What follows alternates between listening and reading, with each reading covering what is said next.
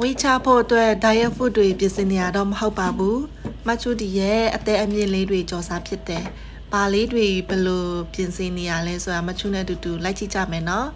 အရင်ဆုံးမချူကဒီအသေးအမြင့်လေးတွေကိုအပိုင်းပိုင်းဖြတ်လိုက်ပါတယ်ဒီအသေးကိုကြတော့မချူကနှစ်ပိုင်းလောက်ပဲဖြတ်လိုက်တယ်သူကကြော်ရင်းနဲ့ကတ်ပါသွားမှာဆိုတော့လေနည်းနည်းအတုံးကြီးကြီးလေးလီးလိုက်တယ်အမြင့်ကိုကြတော့အတုံးတိတ်တိတ်လေးတွေလီးပါမယ်ဒီအသေးအမြင့်တွေကြော်နေတော့မှမချူဒီခရမ်းချီတီးနဲ့ကြက်တူမနီနဲ့နောက်ပြီးတော့ငရုတ်တီးစိမ်းကိုပြင်ဆင်ပါမယ်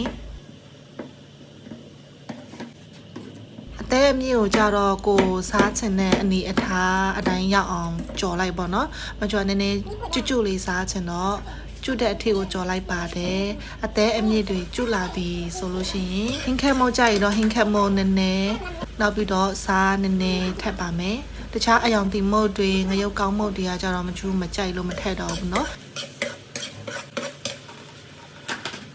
ကိုစားချင်တဲ့အနေထားရောက်ပြီဆိုလို့ရှိရင်ပြင်ဆင်ထားတဲ့ဒီခရမ်းချင်လေးတော့ပါတော့ထပ်ပြီးတော့ကြော်လိုက်ပါမယ်မချူကဒီနည်းနည်း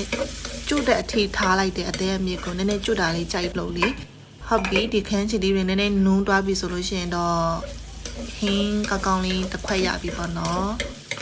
ဟင်းချက်လောက်လည်းပြီးသွားပြီမချူလည်းတော်တော်လေးပင်ပန်းသွားပြီပေါ့နော်ဆိုတော့မချူပဲနို့ရင်လေးတောက်ပြီးတော့အမောဖြစ်လိုက်ပါအောင်မယ်အားလုံးပဲဘိုင်ဘိုင်